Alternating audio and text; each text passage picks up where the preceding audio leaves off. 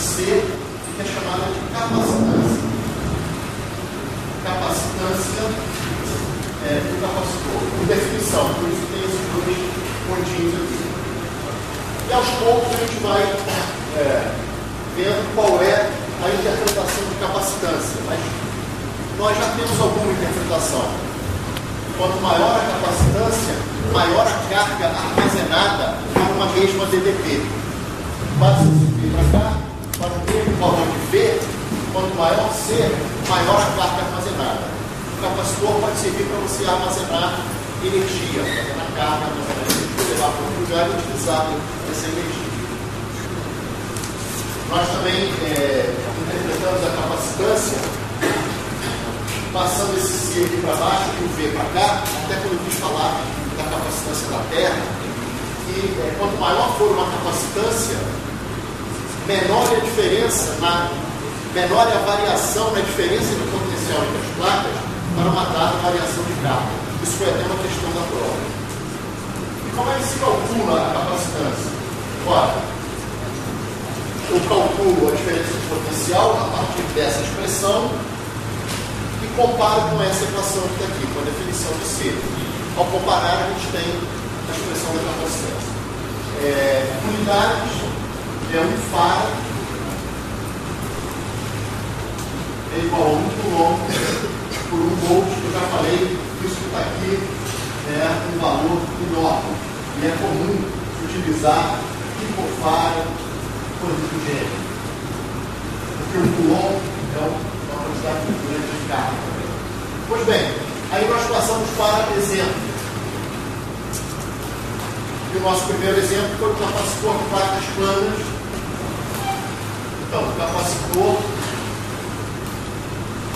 vou chamar de capacitor plano. Bom, como isso aqui está sendo uma micro-revisão, eu não vou escrever tudo que eu já falei nas aulas anteriores. Quando a gente fala de capacitor plano, a não ser que você diga o contrário, você está dizendo o seguinte: capacitor de placas planas e paralelas, onde as dimensões, por exemplo, se for um capacitor plano de placas quadradas, se essa dimensão for L, a distância entre as placas, a gente vai dizer que L é muito menor do que raiz de A. Isso aqui seria a área das placas. Isso para a gente poder expressar os efeitos de borda e considerar que a carga que fica distribuída na placa de baixo e na placa de cima, você possa considerar isso daqui como um sigma uniforme. Vou botar aproximadamente uniforme. Na verdade, não é bem assim. A gente sabe que as distribuições de carga condutores são coisas bem complicadas de serem calculadas. Como aqui tem uma borda em sua carga, isso não é um plano infinito, então perto da borda a distribuição não é tão uniforme quanto a gente imagina. Mas nós aqui estamos desprezando esses tais efeitos de borda, ok? Pois bem, nesse caso tem um campo aqui, e esse campo uniforme, nessa aproximação, nós sabemos quanto ele vai, e portanto é muito fácil nós calcularmos a diferença de potencial entre as placas do capacitor. Seria a integral da placa positiva até a negativa do campo escalar dE. Qual é o campo entre as placas desse capacitor? Deixa eu colocar um eixo Z aqui, minha origem estaria aqui, onde se encontra esse sigma, ok? Qual é o campo existente entre as placas do capacitor? Sigma sobre epsilon0, Z chapéu, escalar dE. Isso que está aqui nos dá sigma sobre epsilon0 lá fora, C escalar dE dá o BZ, da placa positiva até a placa negativa dá esse L. Sigma é Q sobre área, é um sigma uniforme, epsilon0 V. Comparando com C igual a Q sobre V, ou seja, seja, passa o V para lá, o C vem aqui para baixo. Então, essa constante que está aqui é uma constante que é 1 sobre a capacitância. Ou seja, a capacitância, nesse exemplo bem simples, é a área da placa ε0 sobre R. Foi o nosso primeiro exemplo, nosso primeiro cálculo de capacitância. Pode botar. Deixa eu comentar uma coisa aqui que é muito importante. É que esse C que está aqui, ele depende só da geometria. Ou seja, se eu mudo a geometria aqui, eu mudo essa capacitância, ok? Mas vocês estão vendo aqui que depende só da área das placas, da distância entre elas. Quando nós calcularmos o capacitor esférico, vai depender do raio da esfera de dentro, o raio da casca de fora e assim por diante. Bom, nós paramos aqui, se eu não me engano, a aula sobre capacitores e aí veio a prova. Nosso segundo exemplo, então aqui seria, vamos dizer assim, matéria nova, seguindo o que a gente fez sobre capacitância. Então, nosso segundo exemplo é o capacitor esférico. No caso do capacitor esférico, o que a gente tem é o seguinte: uma esfera condutora de raio, vou chamar de raio R1, e depois a gente tem uma caixa esférica também condutora, portanto o campo é zero aqui, de raio R2.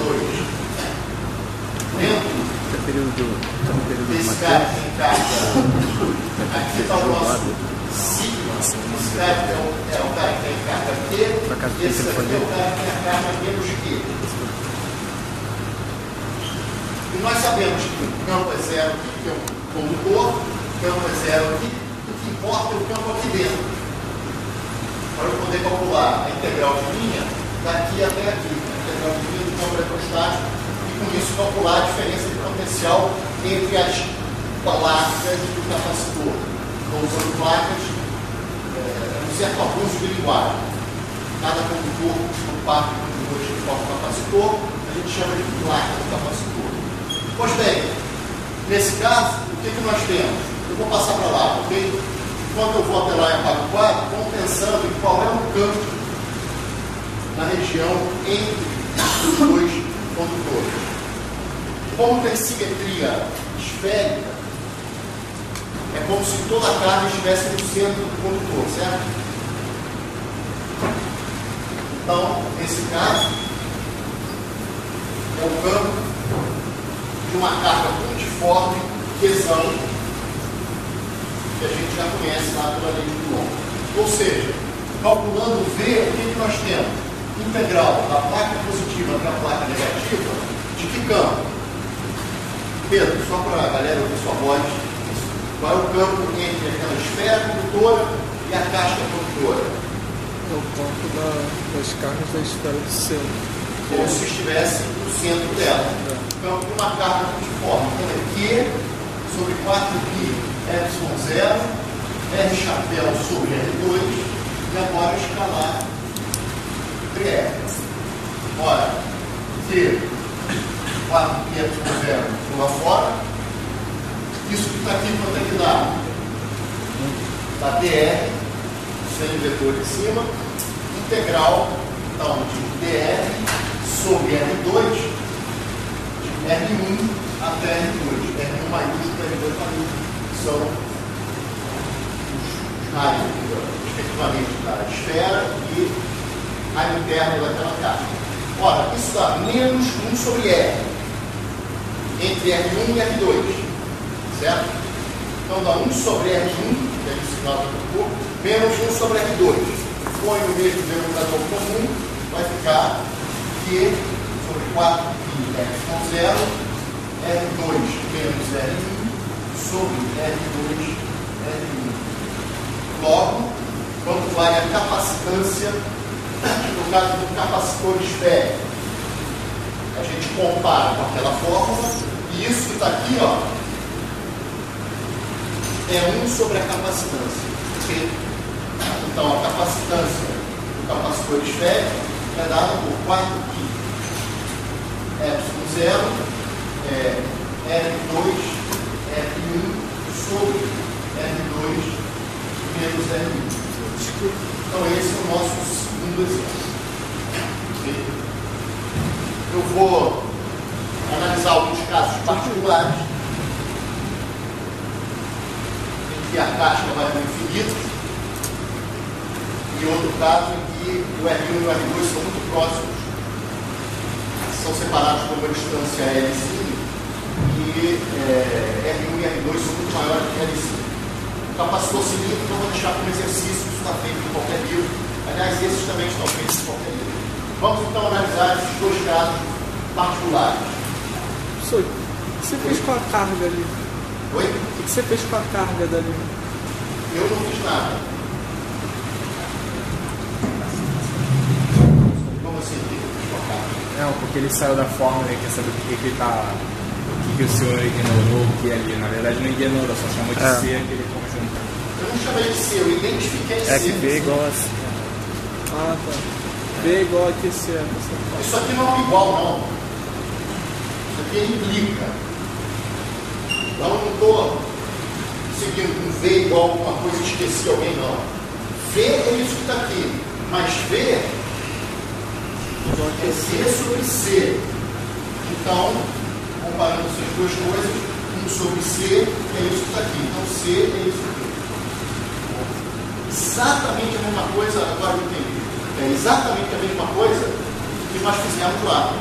Só que lá a expressão continha menos simples, mas ela é tão simples quanto essa. Okay? Bom, vamos analisar então esses dois casos particulares importantes. Casos particulares. Então, um deles é R2 para infinito. Então, eu vou chamar R1 de R. Nesse caso, o que acontece? Nós jogamos a casca para o infinito, o que sobe é apenas uma esfera. Então, nós dizemos que é a capacitância de uma esfera. É que vocês poderiam achar estranho, que eu sempre falei, sempre um par de condutores. Mas quando um deles foi lá para o infinito, eu posso falar na capacitância de um carinha só, como se a outra placa estivesse no infinito, ok? Então, quando alguém falar capacitância de uma esfera, sem especificar mais nada, é porque pegou aquela casca e jogou para o infinito. É pegar o R2 aqui e botar para infinito, ok? Então, nesse caso, como é que fica? Eu vou chamar C de uma esfera, vou escrever aqui, não é um capacitor esférico nesse caso particular. Quando o R2 vai para o infinito, o que eu posso fazer? Esse cara é muito pequenininho em relação a esse, certo? Eu posso desprezá-lo. Na verdade, vocês podem botar esse cara em evidência, fica 1 menos R1 sobre R2, que vai a 0, o primeiro termo da expansão. Então, basicamente, eu apago esse cara daqui. Eu não vou apagar ele aqui em cima, eu apago só ele aqui. Uma vez apagando esse cara aqui, eu cancelo R2 com R2, sobra 4 e ε0 R1. Ou seja, como eu estou chamando R1 de R, isso aqui é a capacitância de uma esfera. Então, se eu pedir para vocês calcularem a capacitância de uma esfera de raio tanto, vocês têm que pegar essa fórmula aí. Um exemplo é a Terra. Se vocês calcularem a capacitância da Terra, ou da Terra condutor, vocês vão encontrar, façam a conta,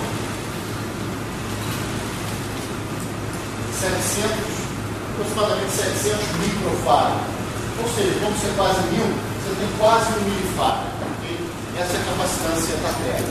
Substituam os valores na da Terra, quanto vale 4π com 0. Lembra, 1 sobre 4π com 0, no SI era 9 vezes 10 a 9, 1.000 quadrado, 1 quadrado, aquelas coisas. Okay? Então, faço esse exemplo. Um outro caso particular interessante desse capacitor é quando R2 e R1, ambos, são muito grandes. Porém, a diferença entre eles é pequena. Então, no segundo caso, eu estou chamando de AB. Vou botar assim, limite de capacitor plano. Eu vou pegar R2 menos R1 igual a R fixo. Então essa diferença é fixa. Mas R2 e R1 são muito maiores do que R. Tá certo? Então eu pego essa expressão que está aqui, que é a expressão exata. Eu tenho C igual a 4π aonde tem R2, vou escrever R1, R2. O R2 é R1 mais R, tá certo? Por aqui. Coloco em R1 em evidência, fica 1 mais R sobre R1. E aqui embaixo fica R. E R2 menos R1, mesmo que o R2 aumente, o R1 também, a hipótese é que essa diferença permaneça constante, igual a R. Ora, isso está aqui, posso aproximar, matando esse cara que eu tenho no primeiro termo. Então eu tenho 4π R1 quadrado, F1 zero sobre R. Esse resultado era o esperado?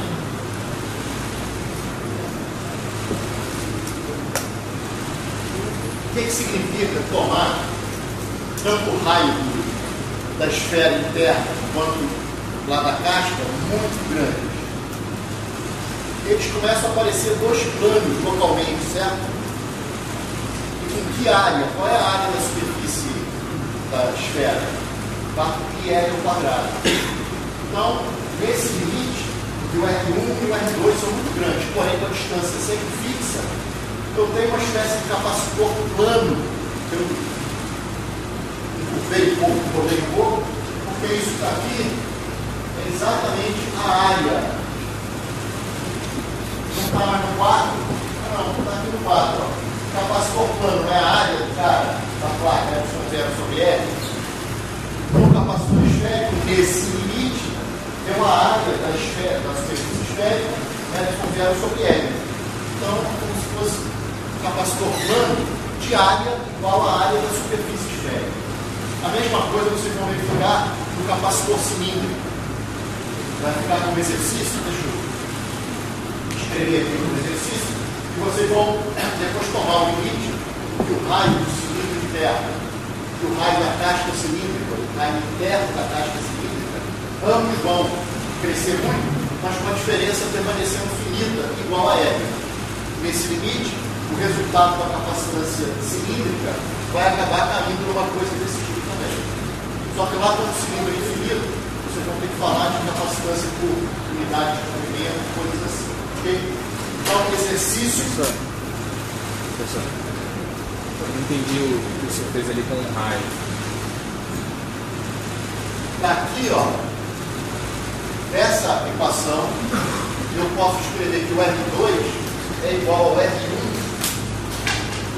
mais R. Concorda? E eu posso colocar R1 em evidência 1 mais R sobre R1. É só isso que eu fiz. Juntei com 1 com R1, deu esse R1 ao quadrado. Embaixo é a diferença dos caras, que permanece finita nessa situação que ambos crescem, mas a hipótese é permanecer finita. Esse cara é muito pequenininho, então isso aproximadamente fica aqui. Bastante razoável. Vou botar assim, como esperar, certo sentido. Ok? Bom, isso aqui era 4 anterior. Fica então como exercício capacitor cilíndrico. Então, exercício capacitor cilíndrico. Eu não vou nem desenhar, porque isso está em todos os livros. Não vou nem enunciar o problema, os dados todos. Analisem, leiam, por exemplo, o livro do Moisés. Ok? Bom, uma outra coisa super importante é a energia de um capacitor. já que eu falei que o capacitor serve para armazenar energia, afinal de contas, qual é a energia armazenada no capacitor? Então vamos para esse segundo tópico aqui, ó. Energia eletrostática, de um capacitor. Obviamente, o capacitor carregado, descarregado, ele não tem energia alguma. Pois bem, qual é a nossa definição de energia de uma configuração dele? Energia de uma configuração, tá? Eletrostática. Lembra aquela definição bem natural? A energia de uma configuração é um trabalho realizado para eu montar aquilo a partir de alguma configuração padrão, cuja energia, por hipótese, é zero. Certo? Então vamos fazer isso. Vamos calcular o trabalho para carregar o capacitor, desde a situação em que ele tem carga nula, está descarregado, até a situação em que ele tem uma carga final de quiesão. Ok? Então vamos fazer isso. Para isso eu vou imaginar uma situação intermediária, onde ele, nesse momento, tem carga Qzinho menos Qzinho. Então isso aqui é uma situação intermediária. Arbitrária, é claro. E nessa situação, a diferença de potencial entre a placa positiva e a placa negativa vale quanto? Vale Q sobre a capacitância, certo? Esse V é um V arbitrário associado a esse Qzinho. Eu usei a letra Qzinho, que eu vou carregar de 0 até Qzão. Tá bem? Esse meu Qzinho vai ser a variável do número de integração. Pois bem, eu quero saber qual é esse PU, quer dizer, chamando de U a energia que eu quero calcular do capacitor, qual é o aumento em DU? O aumento em DU é dado pelo DW externo para levar DQ daqui até aqui, pontualmente. Eu tenho uma situação intermediária, eu quero continuar a carregar o capacitor. O que eu faço? Pego uma carguinha daqui, levo para lá. Aqui ficou com Q mais DQ, aqui ficou com menos Q mais DQ. E vou fazendo isso. Em cada processo desse, eu realizo um trabalho externo. Isso aumenta a energia. Só que o trabalho externo é menos o trabalho eletrostático para fazer isso, gente. Quando fez variação de configuração, energia de configuração, nós mostramos isso. Então, trabalho eletrostático, quando uma carga dQ é levada daqui até aqui, eu sei fazer. É escrever dQ vezes o campo. Fazer a integral de linha disso, desde a placa negativa até a positiva. Estou pegando carga daqui e levando para lá. Com isso eu estou carregando cada vez mais o capacitor. Ok? Então vamos escrever quanto é esse trabalho. Pedro vai se preparando. Quando chegar nessa parte da matéria que eu estudar. Então vamos lá. Esse trabalho eletrostático é dado pela. Esse trabalho eletrostático, para levar uma carguinha dQ de um para o outro, é pegar a força sobre o dQ, fazer a integral de linha, tá certo? Lembre-se que o DU, desculpa aqui, ó, vai pegar uma linha, o DU é menos isso, tá bem? Deixa eu escrever novamente. O DU é igual a menos o trabalho eletrostático. Então esse menos é esse daqui. Isso que está aqui, integral de linha da força. Da onde eu peguei a carga até o local onde eu depositei aquela carga. Okay? Isso quanto é que dá? Esse dQ pula fora dessa integral. Isso é uma integral de linha. E quanto é essa integral de linha aqui?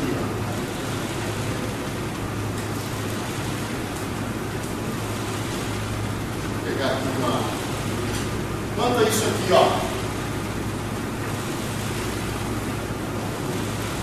está dentro dessa curva azul, por definição, gente. Caiu na prova. Diferença de potencial. Pessoal, vamos lá. Quanto é isso? Diferença de potencial. Exatamente. Isso é o V mais menos o V menos. Certo?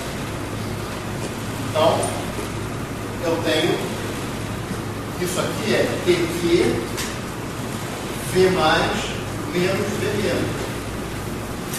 Isso é DQ vezes o que eu chamo de V. Vou seguir aqui um pouquinho. Mas V, quanto é? Eu quero relacionar, tem que passar tudo para Q para poder integrar. É Q sobre C. Que maravilha! E C é uma constante. Lembra? Capacitância não depende de quanto tem de carga no capacitor. É uma propriedade geométrica daquele capacitor. PU é igual a isso. Agora é só integrar de 0 até a carga final. Então, olha que resultado bonito. Porque esse resultado ele vale para qualquer capacitor. Não é só para capacitor plano. Em nenhum momento eu usei o fato de ser um capacitor plano. Eu usei o fato incrível de que Q sobre V é uma constante, mas isso nós já chamamos a atenção para esse fato tão curioso. Então vamos chegar na expressão final da energia do capacitor. Então, logo, nós obtemos o U do capacitor como sendo integral desse DU e, portanto, 1 sobre C integral de Q dQ, desde 0 capacitor descarregado até Qzão do carga final do capacitor. Quanto está essa integral? Vai dar a intuição. Integral de Q dQ, Q ao quadrado sobre Q ao quadrado sobre 2, de 0 até Qzão, a gente chega a esse resultado. Qzão sobre 2C. Realmente isso aqui é incrível. Nós conseguimos calcular a energia de um capacitor qualquer. E vocês lembram que eu falei de capacitor qualquer, calcular capacitância, é horrível. De fato é horrível. Ninguém está pedindo para calcular essa capacitância de capacitor qualquer. Isso realmente é muito complicado. No entanto, a energia do capacitor carregado com carga Q, a gente tem a expressão do tempo da capacitância dessa carga. Ora, como Q é igual a C vezes V, esse U também pode ser escrito de outras maneiras. Por exemplo, se nós substituirmos Q igual a CV aqui, C2 cancela com C, V2.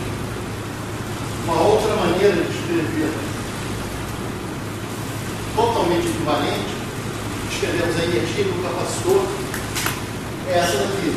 Ela está escrita em termos da DDP final, da DDP entre as placas do capacitor.